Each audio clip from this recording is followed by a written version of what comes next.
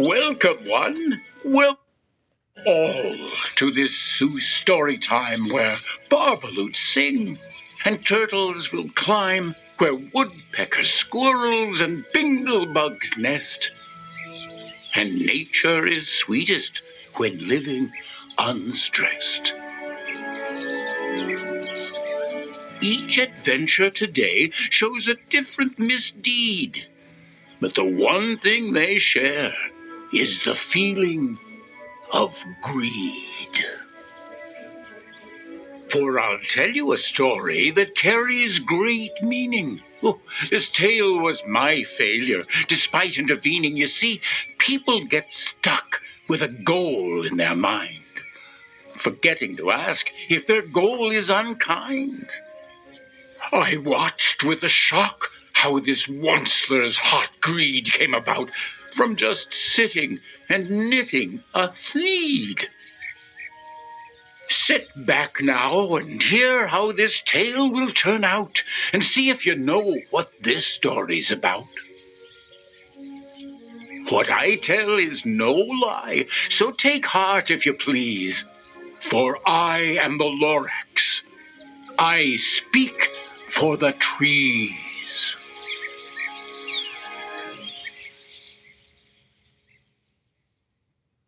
The Lorax by Dr. Seuss.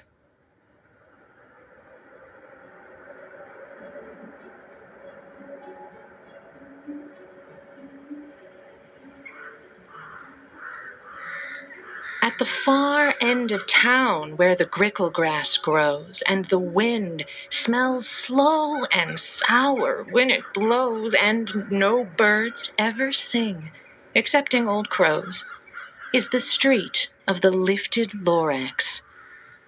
And deep in the grickle grass, some people say, if you look deep enough, you can still see today where the Lorax once stood, just as long as it could before somebody lifted the Lorax away. What was the Lorax, and why was it there, and why was it lifted and taken somewhere from the far end of town where the grickle grass grows? The old Onceler still lives here. Ask him, he knows. You won't see the Onceler, don't knock at his door. He stays in his lurkum on top of his store. He lurks in his lurkum, cold under the roof, where he makes his own clothes out of miff-muffered moof. And on special dank midnights in August, he peeks out of the shutters, and sometimes he speaks and tells how the Lorax was lifted away. He'll tell you, perhaps, if you're willing to pay. On the end of a rope, he lets down a tin pail, and you have to toss in 15 cents and a nail and the shell of a great-great-great-grandfather snail. Then he pulls up the pail, makes a most careful count to see if you've paid him the proper amount. Then he hides what you've paid him away in his snub, his secret, strange hole in his grovulous glove. Then he grunts. I will call you by whisper-my-phone, for the secrets I tell are for your ears alone. Down slops the whisper-my-phone to your ear, and the old Onceler's whispers are not very clear, since they have to come down through a snurgly hose, and he sounds as if he had smallish bees up his nose.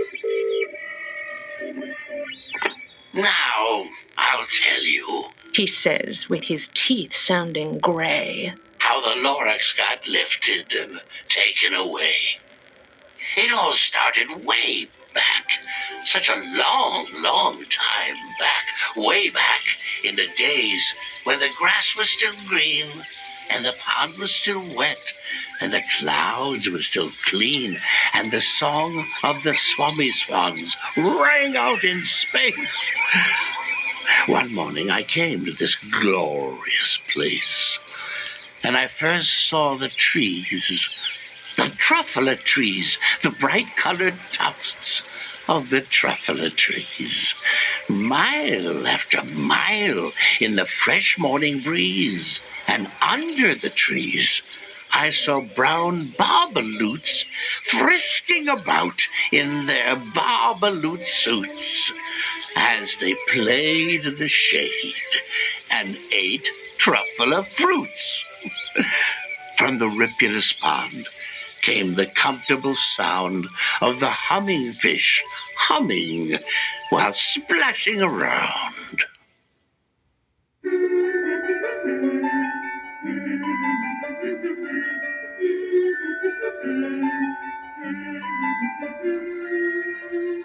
We are the humming fish. Our pond fulfills our every wish. Deep in our glade, under the shade of the bountiful truffle trees. The beautiful truffle trees, whose tufts love dancing in the breeze. The brown barbaloots in their barbaloot suits dine freely on truffle fruits.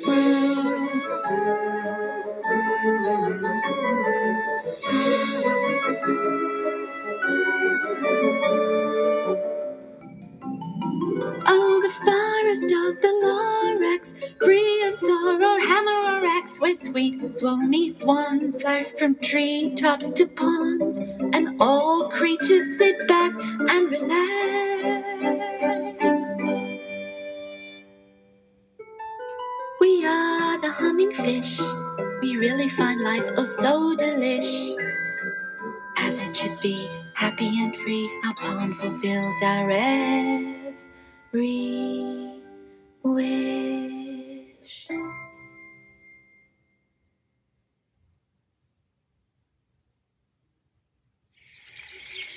But those trees, those truffle trees. All my life I've been searching for trees such as these. The touch of their tops was much softer than silk, and they had the sweet smell of fresh butterfly milk. I felt a great leaping of joy in my heart. I knew just what I'd do. I unloaded my cart. In no time at all, I had built a small shop. Then I chopped down a truffle tree with one chop.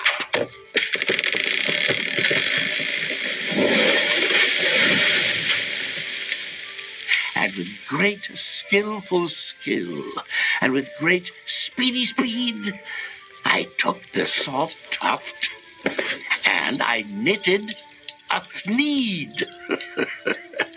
The instant I finished, I heard a gazump.